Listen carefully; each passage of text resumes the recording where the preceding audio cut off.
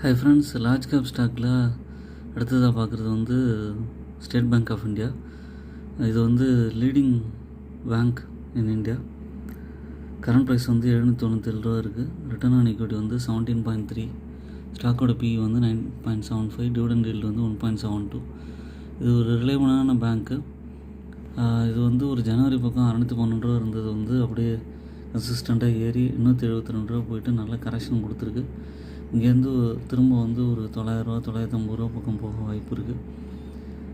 Promoter holding foreign இன்வெஸ்டர்ஸ்லாம் நிறையா வாங்கி வச்சுருக்காங்க. ப்ளஸ் பாயிண்ட் வந்து ப்ராஃபிட் க்ரோத் வந்து 98.7% இருக்குது. ஹெல்த்தி டிவிடெண்ட் பே அவுட் 18.1% இருக்குது.